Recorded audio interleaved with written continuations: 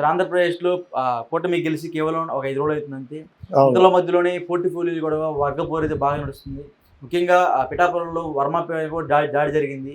So TDP వాళ్ళకి ఎక్కువ పోర్ట్‌ఫోలియోలు కావాలని బాగా ఇబ్బంది పెడుతున్నారంట. జనసేన వాళ్ళకి కేవలం 2 పోర్ట్‌ఫోలియోలు వచ్చేలాగా ఆడ మంత్రాలైతే జరుపుతున్నారు. సో వాళ్ళకెన్నొస్తాయి, ఈళ్ళకెన్నొస్తాయి అంటారు పోర్ట్‌ఫోలియోలు? కూటమి ఈ మధ్యనే గెలిచింది. వాళ్ళ మధ్యన సయోధ్య బాగుంది.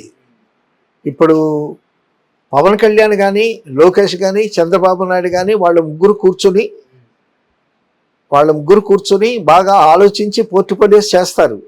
ఇప్పుడు మనకేంటంటే ఒక పబ్లిక్‌లో పుకార్లు వస్తూ ఉంటాయి. మీడియా ద్వారా లేనిపోయినటువంటి అనుమానాలు రేకెత్తుతాయి. సో ఇవన్నీ జరుగుతూ ఉంటాయి.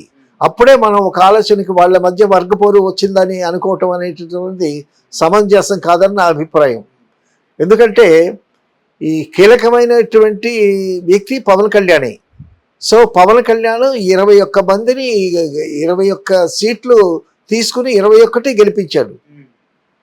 సో అటువంటప్పుడు ఇతనికి ఇవ్వాల్సినటువంటి స్థానం ఇస్తారు డెఫినెట్గా. అది లోకేష్కి ఇవ్వాల్సినటువంటి స్థానం ఇస్తారు. లోకేష్ కేవలం ఎమ్మెల్యే అంటున్నారు. లోకేష్కి ఏంటంటే నేను అనుకోవటం చంద్రబాబు నాయుడు గారు పార్టీ పగ్గాలు అప్పచెప్తాడేమో అని. అప్పుడు మరి జూనియర్ ఎన్టీఆర్ ఏమైపోతారు? జూనియర్ ఎన్టీఆర్ ప్రసక్తి ఇక్కడ కాదు. జూనియర్ ఎన్టీఆర్ ఇంకా రాజకీయాల్లోకి వచ్చే సందర్భం ఏం లేదు. ఆయన స్టేట్మెంట్లు ఏమీ లేవు. ఆయన అభిమానులకు ఉంది జూనియర్ ఎన్టీఆర్ వస్తే బాగుంటుందని. సో ఇక్కడ మన టాపిక్ ఏంటంటే తెలుగుదేశం చంద్రబాబు నాయుడు గారు, లోకేష్, తర్వాత పవన్ కళ్యాణ్. సో వీళ్ళ మధ్య సర్దుబాట్లు అంతే. ఎందుకంటే ఇద్దరు ఫ్యూచర్ ఉన్న వాళ్ళే. పవన్ కళ్యాణ్కి మంచి ఫ్యూచర్ ఉంది. అలాగే లోకేష్ కూడా మంగళగిరిలో మంచి మెజార్టీతో గెలిచాడు. తర్వాత అతను కూడా రాజకీయాల్లో కాస్త ఆరితేరాడు. ఇటీవల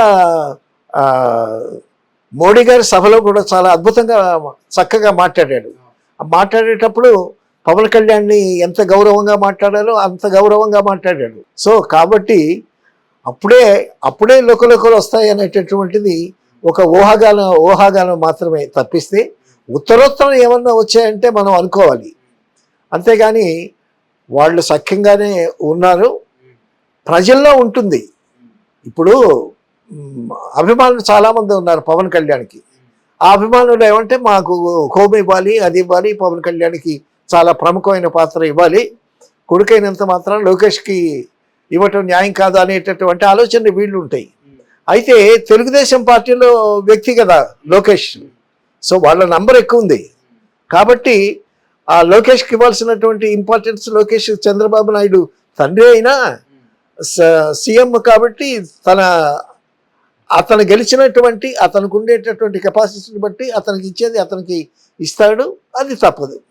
సో అప్పుడే ప్రజల్లో వచ్చేటటువంటి ఈ దురాలోచనలా ఏమనుకోవాలి మనం. సో కాబట్టి అప్పుడే మనం ఆ విధంగా అనుకోవటానికి వీలు లేదని నా అభిప్రాయం. ఇంకోటి సార్, నిన్న నైట్ పిఠాపురంలో ఎవరైతే పవన్ కళ్యాణ్ గారిని దగ్గర నుంచి గెలిపించిన వర్మపై జనసేన నాయకులు దాడి చేశారంట. సో ఇది మీరు ఏ విధంగా చూస్తారు? ఇది విజయాన్ని జరుగుతూ ఉంటాయి. ఎందుకంటే ఓడిపోయినటువంటి వర్గం వాళ్ళు చాలా కసి మీద ఉన్నారు. అంటే కొట్టింది కేవలం మళ్ళీ జనసేన వాళ్ళే కొట్టారు, ఓడిపోయిన వాళ్ళు కాదు. జనసేన వాళ్ళే వర్మను కొట్టారంట. అంటే దీన్ని మీరు ఏ విధంగా చూస్తారు? పవన్ కళ్యాణ్ అక్కడ ఎంపీగా పోటీ చేసిన ఎవరైతే ఉదయ్ శ్రీనివాస్ వాళ్ళ అనుచరులే వర్మ పైన దాడి చేశారంట. అంటే వర్మ గారికి అక్కడ ఒక మంచి సపోర్ట్ ఉంది. అసలు పవన్ కళ్యాణ్ కాకుండా వర్మ నిలబడ్డా చూడు డెఫినెట్గా అక్కడ గెలుస్తాడు. 2 సార్లు గెలిచినట్టున్నాడు. ఒకసారి ఇండిపెండెంట్ గెలిచాడు, సీట్ ఇవ్వకపోతే ఇండిపెండెంట్గా కూడా గెలిచాడు. సో అటువంటి వ్యక్తి మీద అభిమానులు ఉంటారు డెఫినెట్గా. సో అట్టేటప్పుడు నువ్వు పవన్ కళ్యాణ్కి ఎందుకు ఇచ్చావు అనే విమర్శలు కూడా వచ్చాయి. అయితే వర్మ ఆయన మాత్రం చక్కగా పవన్ కళ్యాణ్ వైపే ఉన్నాడు. ఇప్పటికీ అసంతృప్తులు ఉంటాయి. అతని అనుచరులు కానీ అతని అభిమానులు కానీ అతని మీద తిరగబడతారు. అది న్యాచురల్. సో తర్వాత ఈ కొడాలి నాని ఒక ప్రెస్ మీట్ పెట్టి సో మీరేమి భయపడక్కర్లేదు, మనందరూ మళ్ళీ ఇది చేయాలి. అతని భాష అది చాలా విచిత్రంగా ఉంటుంది కదా, అటువంటి భాషతో మళ్ళీ వాళ్ళందరినీ మోటివేట్ చేస్తూ ఉన్నాడు. సో మళ్ళా తెలుగుదేశం పార్టీ వాళ్ళు ఎక్కడెక్కడైతే ఎటువంటి అరాచకాలు చేశారో, ఎక్కడెక్కడైతే తిరగబడి విధ్వంసం సృష్టించారు, ఆ వాటినన్నింటినీ మనం ఎదుర్కోవాలి ధీటుగా అనేటటువంటి మళ్ళీ ప్రెస్ మీట్ పెట్టి మళ్ళీ మొదలుపెట్టాడు ఆయన. సో ఈ విధంగా కొడాలి నాని ఇంటి మీద కూడా గొడ్డలతో దాడి చేశారు. దాడి చేస్తుంది సహజం, అట్లాంటివి జరుగుతూ ఉంటాయి. ఎందుకంటే ఇంతకుముందు రాజకీయాల్లాగా లేవు ఇప్పుడు రాజకీయాలు. ఇంతకుముందు రాజకీయాలంటే ప్రతిపక్షంలో ఉన్నవాడిని కూడా గౌరవించేటటువంటి పరిస్థితి. ఇప్పుడు చంద్రబాబు నాయుడు గారు గెలిచాడు, సీఎం కంగ్రాచులేట్ చేశాడా, జగన్ కంగ్రాచులేట్ చేశాడా, వచ్చి చేసినట్టు ఎక్కడ దాకా చిన్న చెప్పాడు, మీడియాలో చెప్పాడు, మీడియాలో చెప్తాడు. అలా కాకుండా వచ్చి సెకండ్ ఇచ్చి కంగ్రాచులేషన్స్ అని చెప్పుకునేటటువంటి ఆనవాయితీ సాంప్రదాయం ఉంది. సో ఇప్పుడు సాంప్రదాయాలు మించి, సంభాషణలు మించి, భాషను మించి ఎమ్మెల్యేలు కానీ మంత్రులు కానీ మాట్లాడుతూ ఉన్నారు.